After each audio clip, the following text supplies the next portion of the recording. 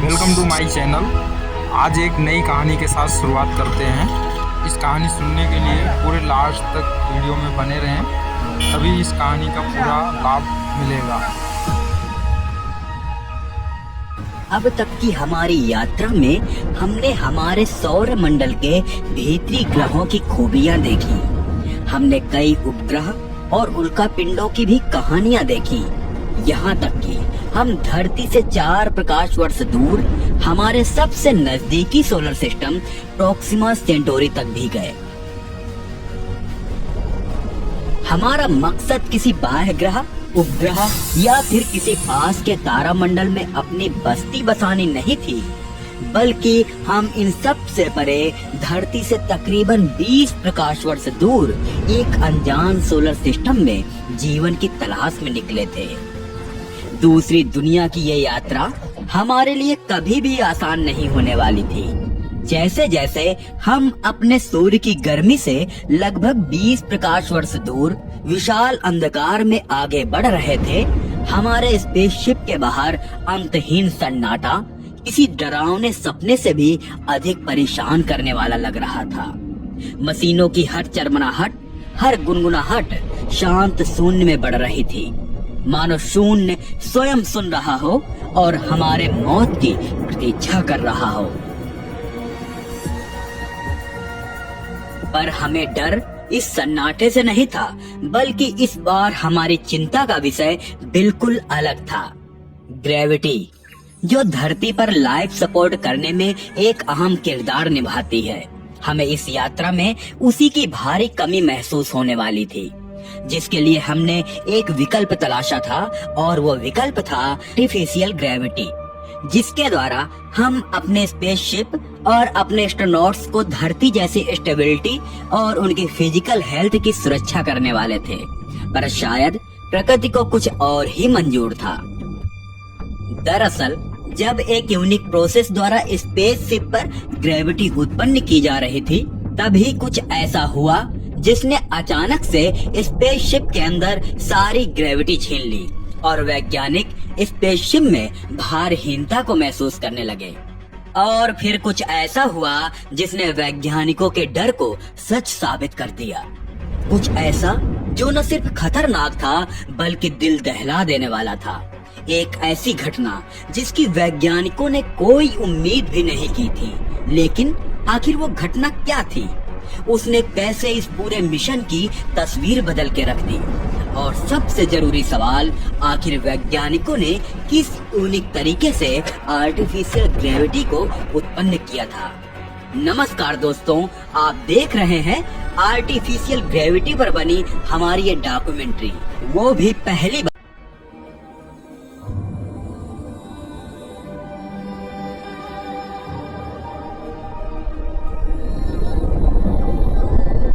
आज से 3 लाख वर्ष पहले धरती पर होमो सेपियंस नामक मानव धरती पर अवतरित हुए थे। तब उन्होंने धरती को पहली बार अपनाया ही था, और उनका मुख्य मकसद यहाँ रहकर अपना पेट भरना था। और ये शायद उनकी छोटी सोच थी, या फिर वो इस भविष्य की कल्पना करने में ही असमर्थ थे, जो कि उनका बेसब्री से इंतजार कर रहा था। उन्हें इस बात का अंदाजा ही नहीं था कि उन्हें इस सृष्टि ने किसी बड़े मकसद से चुना था। उनके उत्पत्ति के पीछे की वजह ही कुछ और थी। उन्हें बस शिकार करने, अपने पेट पालने और अपना वंश बढ़ाने के मकसद से इस धरती पर नहीं लाया गया था, बल्कि उनका मकसद धरती और धरती पर मौजूद जीवों के जीवन को आकार देना था। और ये समझने में उन्हें कई लाख वर्ष का समय लग गया। पर आज मनुष्य उस मकसद को समझने में कुछ हद तक कामयाब हो पाया है। और आज हमने इस धरती और आकाश से जुड़ी वो सारी इंफॉर्मेशन इकट्ठा कर ली है, जो एक समय पर उनके लिए एग्जिस्ट ही नहीं किया करती थी। उन्होंने विज्ञान के क्षेत्र में वो उपलब्धि हासिल कर ली है, जिसमें आज वो न सिर्फ धरती पर, बल्कि धरती से बाहर चांद और अन्य ग्रहों पर जीवन बसाने और अपने जैसे जीवों को जीवन देने की क्षमता रखते हैं। पर अब शायद अब वो समय आ ही गया है जब वो अपने इस सीमा को लांघ कर इस सौर मंडल रूपी लक्ष्मण रेखा को प्राप्त करें और अंतरिक्ष के उन खतरों का सामना करें जो उनके लिए विज्ञान के क्षेत्र में एक नए रास्ते के खोलने का काम करे। और इसलिए यह कहानी किसी इंटरप्लेनेटरी ट्रेवल की नहीं है, बल्कि ये कहानी है एक इंटरगैलेक्टिक या इंटरस्टेलर यात्रा की, जहां मनुष्य एक नई सभ्यता की तलाश में कुछ ऐसी चुनौतियों का सामना करते हैं जो कि उन्हें एक अलग अनुभव के साथ छोड़ जाती है। यह कोई आम अंतरिक्ष यात्रा नहीं है। इस यात्रा का मकसद ब्रह्मांड के उन कोनों को ढूंढ निकालना है जिसे आज तक हबल और जेम्स जैसे शक्तिशाली टेलीस्कोप भी उजागर नहीं कर पाए हैं। इस बार की मंजिल थी पृथ्वी से 20 प्रकाश वर्ष दूर स्थित एक अनजान ग्रह ल्यूटन बी GJ 273b, एक ऐसा ग्रह जहां जीवन की संभावना खोजी जा सकती थी।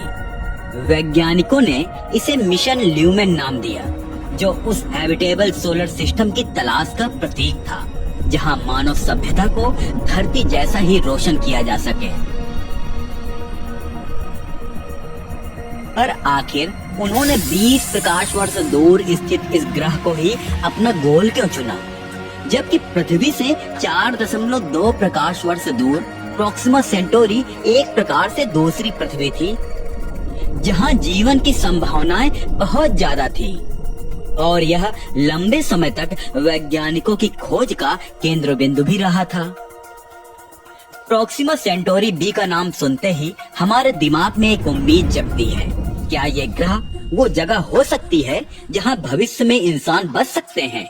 ये ग्रह हमारे सबसे करीब के तारे प्रोक्सिमा सेंटोरी का चक्कर लगाता है और धरती से लगभग 4.2 प्रकाश वर्ष दूर है। वैज्ञानिकों को इसकी स्थिति देखकर ऐसा लगा कि शायद यहाँ जीवन की संभावनाएं हो सकती हैं, क्योंकि ये ग्रह अपने तारे के हैबिटेबल जोन में है। मतलब यहाँ का तापमान शायद ऐसा हो कि पानी लिक्विड फॉर्म में रह सके।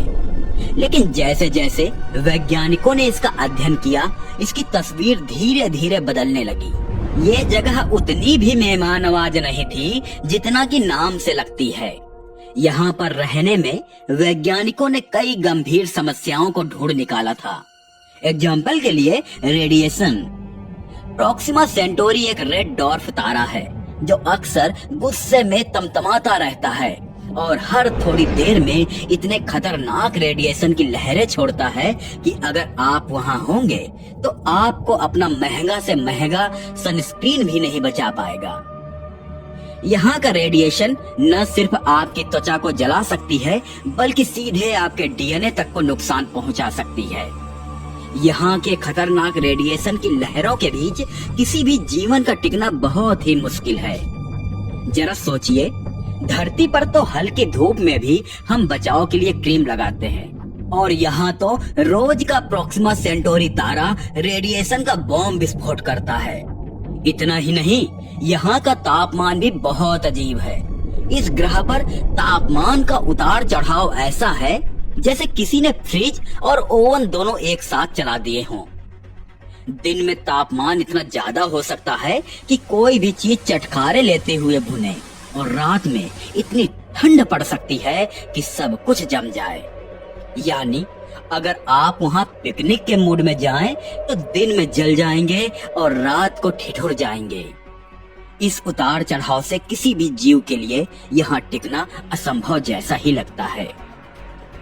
और यहाँ के दिन रात का हिसाब भी बड़ा गड़बड़ है।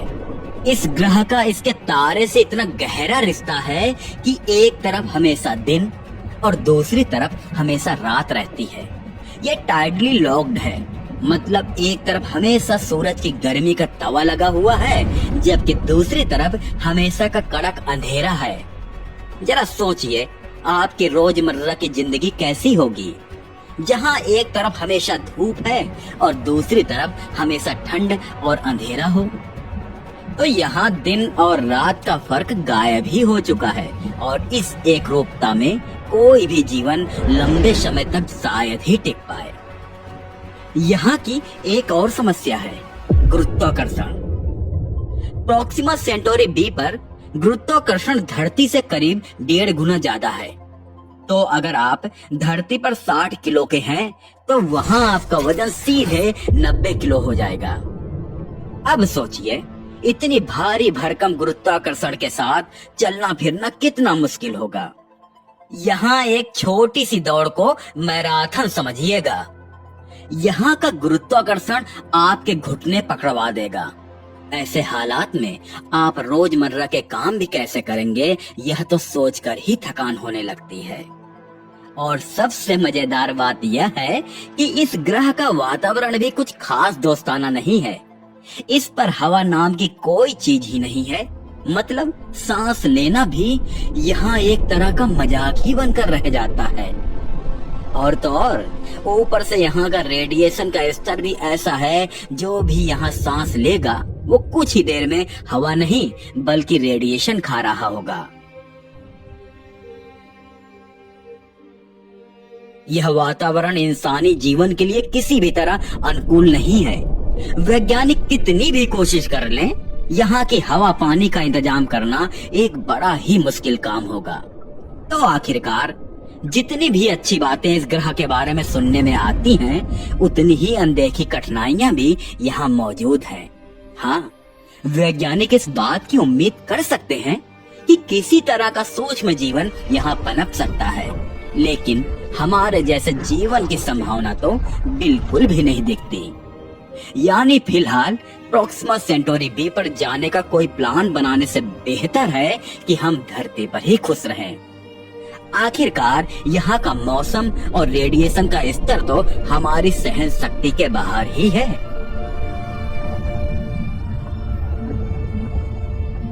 वैज्ञानिकों ने निर्णय लिया है कि अब वो प्रॉक्सिमा सेंटोरी के बजाय किसी और अधिक संभावनाशील स्थान की खोज करेंगे। और इसी खोज के दौरान उन्हें हमारे सौर मंडल से लगभग 20 प्रकाश वर्ष दूर स्थित एक ग्रह का पता लगा है, ल्यूटन डी। शुरुआती रुझान के अनुसार इस प्लैनेट का एनवायरनमेंट, क्लाइमेट और अपने होस्ट स्टार से डिस्टेंस सब कुछ बिल्कुल परफेक्ट है। यानी कि यहाँ जीवन के लिए अनुकूल परिस्थितियाँ हो सकती हैं। हालांकि यह प्रॉक्सिमा सेंटोरी के कंपैरिजन में अधिक दूर था, लेकिन यहाँ के एनवायरमेंटल फैक्टर से ज्यादा स्टेबल थे, जो मानव बस्तियों के लिए सूटेबल हो सकते थे। और यही वजह थी कि मिशन ल्यूमेन का लक्ष्य इस ग्रह पर स्थापित किया गया। मिशन ल्यूमेन के लिए 3 साइंटिस्ट और 5 एस्ट्रोनॉट्स की एक इंटरनेशनल टीम बनाई गई, जो किसी भी परिस्थिति में उस ग्रह पर पहुंचने के लिए डिटरमाइंड थे। उनका मकसद न सिर्फ इंटरस्टेलर ब्रह्मांड की यात्रा के दौरान आने वाली चुनौतियों का डटकर सामना करना था, बल्कि उस ग्रह को ढूंढ भी निकालना था जिसकी उन्हें तलाश थी। उनकी मंजिल जितनी स्पष्ट थी, उनकी यह यात्रा उतनी ही खतरनाक भी। इस यात्रा की तैयारी वर्षों से की जा रही थी। हर छोटी सी छोटी बात का ध्यान रखा गया था, पर इन सब बातों में वैज्ञानिक जिस बात को लेकर सबसे अधिक चिंतित थे, वो थी आर्टिफिशियल ग्रेविटी। कल्पना कीजिए कि आप एक विशाल अंतरिक्ष यान में हैं, जो धीरे धीरे खाली अंतरिक्ष में घूम रहा है। अब आप सोच रहे होंगे कि इस यान के अंदर ग्रेविटी कैसे उत्पन्न होती है। हम जानते हैं कि पृथ्वी पर हम ग्रेविटी के कारण जमीन पर टिके रहते हैं, लेकिन अंतरिक्ष में तो ग्रेविटी की कमी होती है। आर्टिफिशियल ग्रेविटी एक ऐसी तकनीक है जिसमें यान या वस्तु को तेजी से घुमाया जाता है, ताकि अंदर मौजूद लोग और चीजें गुरुत्वाकर्षण जैसा अनुभव कर सकें। यह काम सेंट्रीफ्यूगल फोर्स से होता है। इसे हम एक सरल उदाहरण से समझ सकते हैं। मान लीजिए कि आपने एक बाल्टी में पानी भरकर उसे अपने हाथों से पकड़कर चारों ओर तेजी से घुमाना शुरू किया। अब आप जैसे जैसे उसे घुमाते हैं, पानी बाल्टी में गिरने की बजाय बाल्टी के तल से चिपक जाता है। पर ऐसा क्यों होता है? यह होता है सेंट्रीफ्यूगल फोर्स की वजह से। जब आप बाल्टी को घुमाते हैं तो पानी भी उसी गति से घूमने लगता है।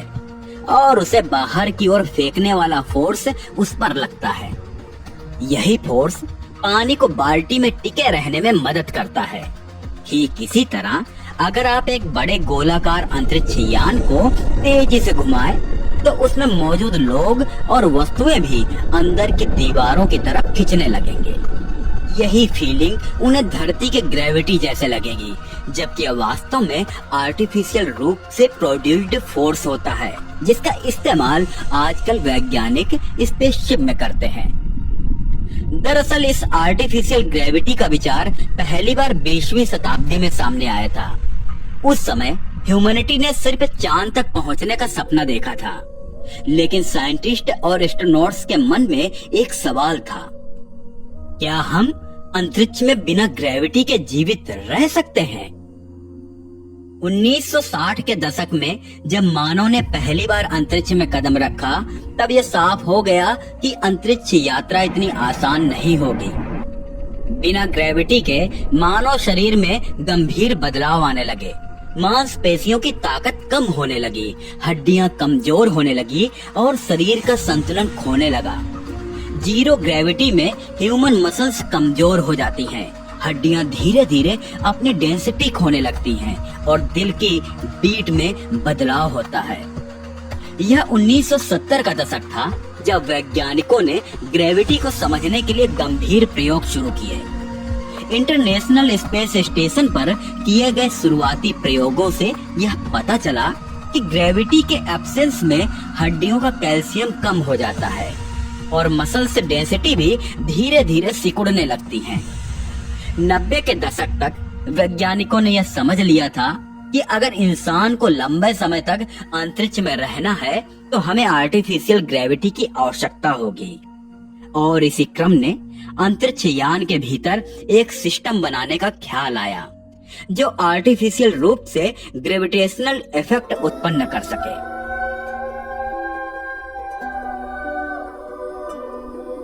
आर्टिफिशियल ग्रेविटी का पहला वास्तविक प्रयोग 21वीं सदी की शुरुआत में हुआ।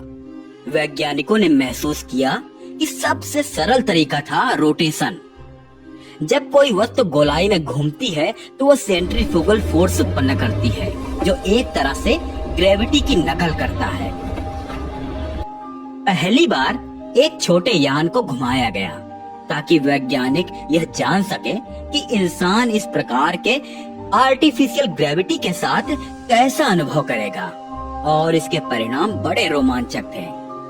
रोटेशनल मोशन ने मानव शरीर को स्थिरता दी, लेकिन इसके साथ कई समस्याएं भी दी, क्योंकि आर्टिफिशियल ग्रेविटी उत्पन्न करने के लिए अंतरिक्ष यान को एक फिक्स स्पीड से घुमाना पड़ता था।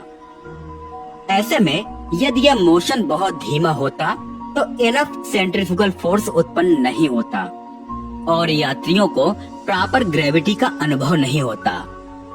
वहीं यदि यान बहुत तेजी से रोटेट करता तो यात्रियों को चक्कर आने और मितली महसूस होने जैसी समस्याओं का सामना करना पड़ता। इसलिए रोटेशन की गति का प्रॉपर बैलेंस बनाना इम्पोर्टेंट था, और ऐसा करना साइंटिस्ट के लिए काफी चैलेंजिंग टास्क था। वहीं एक दूसरी समस्या कोरियोलिस इफेक्ट भी थी। दरअसल जब एक व्यक्ति रोटेशनल सिस्टम में मूव करता है या कोई एक्टिविटी करता है तो उसे कोरियोलिस इफेक्ट का सामना करना पड़ता है। इस इफेक्ट के कारण व्यक्ति को भ्रम या चक्कर जैसा अनुभव होता है, क्योंकि उसके शरीर की गति और स्पेसशिप के रोटेशन की गति के बीच तालमेल नहीं बैठ पाता है, और इसलिए कोरियोलिस इफेक्ट से यात्रियों को असुविधा और कई बार उल्टी तक भी हो सकती थी, जिससे लंबी अंतरिक्ष यात्राओं में यह समस्या और भी गंभीर हो जाती। इसमें तीसरी समस्या एक रोटेशनल स्पेसशिप के डिजाइन के मजबूती से जुड़ा था, जहां स्पेसशिप को ज्यादा स्ट्रक्चरल स्ट्रेंथ की आवश्यकता होती है ताकि यह रोटेशन के दौरान उत्पन्न प्रेशर को सहन कर सके। रोटेशन के कारण यान की बाहरी दीवारों पर बहुत अधिक बल पड़ता है, जिसे यान की संरचना को सहन करना होता है, और इसलिए साइंटिस्ट्स को एक ऐसे उन्नत और मजबूत एलिमेंट्स की जरूरत थी। वहीं एक अंतिम समस्या आर्टिफिशियल ग्रेविटी के इम्बैलेंस से जुड़ी थी।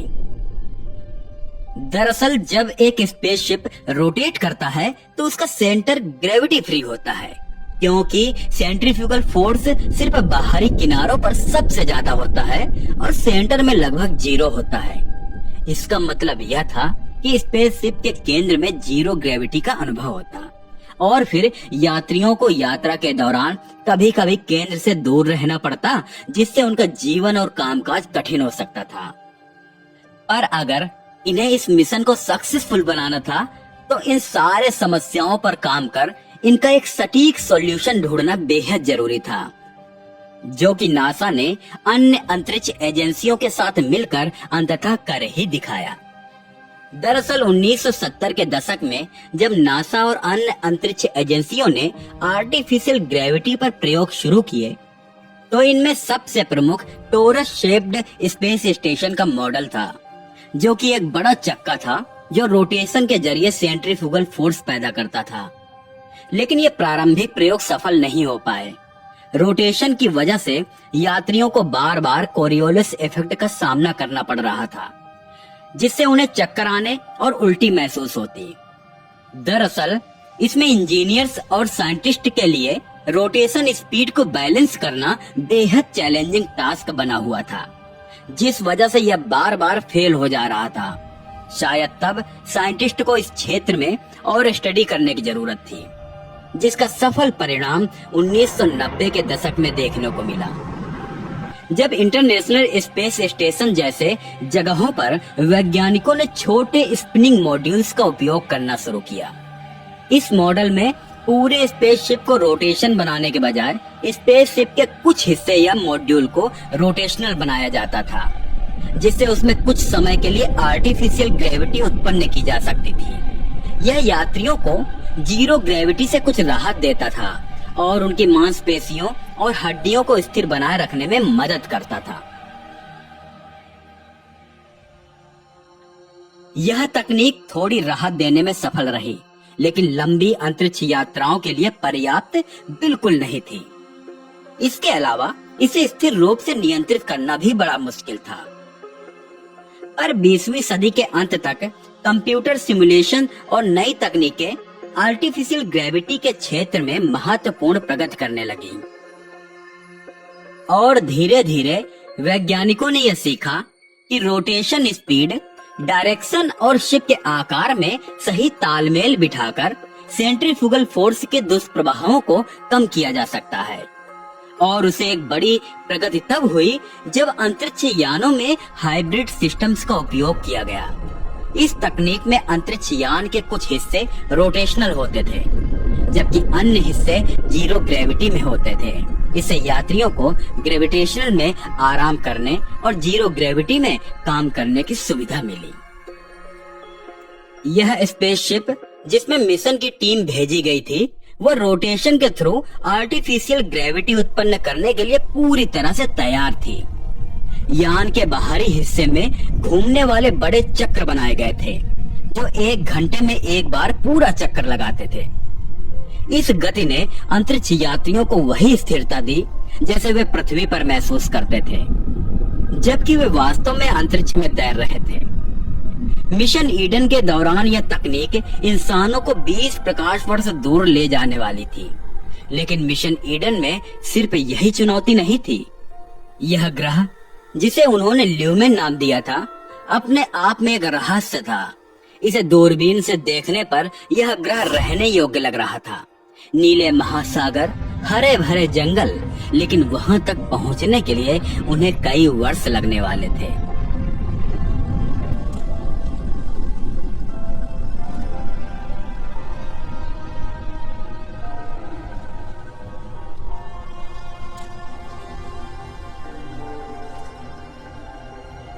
यान धीरे धीरे लक्ष्य की ओर बढ़ रहा था और सब कुछ सामान्य लग रहा था। आर्टिफिशियल ग्रेविटी ने यात्रियों को सहारा तो दिया, लेकिन अंतरिक्ष में स्थिरता कभी स्थायी नहीं होती। यहाँ हर एक पल किसी बड़े खतरे को पार करने के बराबर होता है। पर अब तक एस्ट्रोनॉट्स को ऐसी किसी चुनौती का सामना करने को तो बिल्कुल नहीं मिला था। लेकिन एक दिन अचानक यान के घूमते हुए हिस्से में एक गड़बड़ी आ गई काफी नाटकीय तरीके से आर्टिफिशियल ग्रेविटी में कमी होने लगी, जिससे अंतरिक्ष यान में मौजूद यात्री जो कि आर्टिफिशियल ग्रेविटी के आदी हो चुके थे, जिनका शरीर पूरी तरह ग्रेविटी में रहने के लिए ढल चुका था, वो शरीर अचानक से भारहीनता का अनुभव करने लगे। और जिस बात का डर इस मिशन की शुरुआत से ही अंतरिक्ष यात्रियों को सता रहा था, वो सच होने वाला था। जीरो ग्रेविटी की वजह से सबसे पहले शिप में मौजूद सारे ही ट्रेवलर्स की हड्डियां कैल्शियम खोनी शुरू करने लगी। अचानक से गुरुत्वाकर्षण प्रभाव कम होने से उनका शरीर हवा में तैरने लगा। यह वो स्थिति थी जिसका उन्होंने अभी तक इस मिशन पर कभी सामना नहीं किया था, और इसलिए इस जीरो ग्रेविटी ने उन्हें उनके शरीर पर बड़ा असर डालना शुरू किया। धीरे धीरे उनकी मांसपेशियां कमजोर होने लगी और इस वजह से उनकी वर्किंग कैपेसिटी में भारी गिरावट देखने को मिली। यह परिस्थिति उनके लिए धीरे धीरे काफी खतरनाक साबित होते जा रही थी और जरूरत थी स्पेसशिप में आई गड़बड़ी को ढूंढकर जल्दी से जल्दी रिस्टोर करने की। पर आखिर ये होता कैसे? अंतरिक्ष के असीम शून्य में जहां हर सेकंड कीमती होता है, स्पेसशिप की पूरी टीम इस संकट से जूझने में लग गई। इंजीनियरों ने तुरंत कार्रवाई की। उन्हें यान के घूमते हुए हिस्से को फिर से स्थिर करना था। यह एक काफी कॉम्प्लेक्स प्रोसेस था जिसमें यान के बाहर जाकर मरम्मत करने की जरूरत थी। लेकिन अंतरिक्ष की गहराई में गोता लगाकर किसी चीज को रिस्टोर करना कभी भी आसान नहीं होता। बाहर निकलते ही भारहीनता का प्रभाव और बढ़ जाता है और स्पेसशिप की दीवारों पर काम करते समय शरीर को संभालना भी काफी मुश्किल हो जाता है। ऐसे में स्पेसशिप में आई तकनीकी खराबी को बाहर जाकर फिक्स करना एक चैलेंजिंग टास्क था, पर 3 यात्रियों ने इसकी कमान संभाली और अपनी जान जोखिम में डालकर घंटों की मेहनत के बाद इन्होंने यान की रोटेशनल को फिर से बहाल कर दिया। पर शायद ये एक पहली चेतावनी थी। अंतरिक्ष में एक छोटी सी चूक भी घातक हो सकती थी। मिशन ल्यूमन के कई वर्षों बाद अंतरिक्ष यात्री आखिरकार अपने डेस्टिनेशन के पास पहुंचे और इस नए ग्रह के दृश्य बिल्कुल मंत्रमुग्ध कर देने वाले थे। जब उस अनोखे ग्रह पर अंतरिक्ष यात्रियों की पहली बार नजर पड़ी तो उन्हें वह दृश्य किसी सपने जैसा लगा। दूर अंतरिक्ष से देखने पर यह ग्रह नीले और हरे रंग की झिलमिलाहट से भरपूर था, ठीक वैसा ही जैसा पृथ्वी, लेकिन फिर भी एक रहस्यमय सौंदर्य लिए हुए। जैसे ही सूरज की पहली किरणें उस पर पड़ी, उसका आकाश गहरे नीले रंग में रंग गया, जो हमारे पृथ्वी के आकाश से कहीं अधिक गहरा था।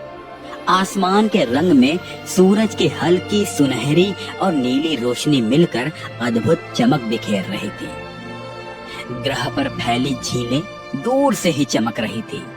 पानी की सतह ऐसे साफ थी कि यह किसी विशाल अनमोल क्रिस्टल की तरह नजर आ रही थी। सूरज की रोशनी से झील का पानी कभी नीला कभी हरा नजर आ रहा था, मानो उसमें चमचमाते मोती तैर रहे हों। जैसे जैसे सूरज ढलने लगा, पूरे ग्रह का नजारा और भी शांत और आकर्षक हो गया। रात के समय ग्रह का आसमान लाखों तारों से भरा हुआ दिखाई दे रहा था। एक विशाल ग्रह भी आकाश में चमक रहा था और दूर से आकाश गंगा की एक लंबी रोशनी से भरी पट्टी पूरे आसमान को चीरते हुए निकल रही थी। यह दृश्य इतना यूनिक था कि देखने वाले को जैसे अपनी आंखों पर यकीन ही न हो रहा था। यह ग्रह जो दूर से पृथ्वी के जैसे दिखता था, फिर भी अपने रंग, अपनी संरचना और अपनी असीम सुंदरता में पूरी तरह से अनोखा था। इसे देखना ऐसा था जैसे किसी नई दुनिया में पहली बार झांकने का अवसर मिला हो। एक ऐसी जगह जो शांत, सुंदर और रहस्यमयी थी। इस ग्रह में न केवल जीवन के संकेत थे, बल्कि वहाँ की हवा में पृथ्वी की तरह ऑक्सीजन भी मौजूद थी। लेकिन जैसे जैसे यान नीचे उतरा उन्हें एहसास हुआ कि इस ग्रह की कहानी उतनी सरल नहीं थी।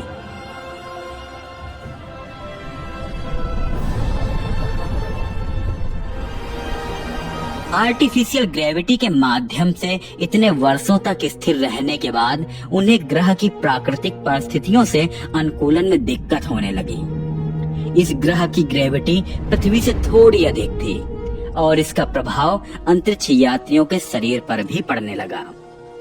सालों तक आर्टिफिशियल ग्रेविटी में रहने के बाद इन अंतरिक्ष यात्रियों के शरीर अब एक नए संघर्ष का सामना कर रहे थे। यह ग्रह जो उनकी नई आशा थी, अब उनके शरीरों के लिए एक अनजान चुनौती बन गई थी। उनकी हड्डियां जो आर्टिफिशियल ग्रेविटी में मजबूत बन रही थी, अब असली गुरुत्वाकर्षण के भार से दबने लगी। मांसपेशियां भारी महसूस करने लगी और हर कदम उनके लिए एक नया संघर्ष बनता जा रहा था। यह सिर्फ शारीरिक थकान नहीं थी, यह मानसिक और भावनात्मक चुनौती भी थी। आर्टिफिशियल ग्रेविटी ने उन्हें एक आभासी आराम प्रदान किया था, लेकिन अब इस नए ग्रह पर असली ग्रेविटी ने उन्हें एक नई लड़ाई के सामने खड़ा कर दिया था। उन्हें अपनी मांसपेशियों और हड्डियों को इस ग्रेविटी के साथ तालमेल बिठाने में समय लगेगा और धीरे धीरे खुद को इसके अनुरूप ढालना होगा, नहीं तो इनका शरीर गंभीर रूप से प्रभावित हो सकता है। लेकिन यदि इन समस्याओं का समाधान नहीं निकला तो क्या हो सकता था? पहली पॉसिबिलिटी थी मसल्स का लगातार इरोजन होना। जब मांसपेशियां अधिक भार उठाने में असमर्थ हो जाती हैं, तो शरीर कमजोर होने लगता है। इसके बाद हड्डियां जो गुरुत्वाकर्षण के दबाव में हैं, धीरे धीरे अपनी संरचना खो देती हैं, जिससे ओस्टेपोरोसिस का खतरा बढ़ जाता है और एक छोटी सी चोट भी ऐसी स्थिति में इंसानी हड्डी को तोड़ सकती है। अंतरिक्ष में सबसे बड़ी लड़ाइयां कभी कभी वह नहीं होती जो आप अपने सामने देखते हैं, बल्कि वे होती हैं जो आपके भीतर चलती हैं। और इस बार उन्होंने इस लड़ाई को जीत लिया था।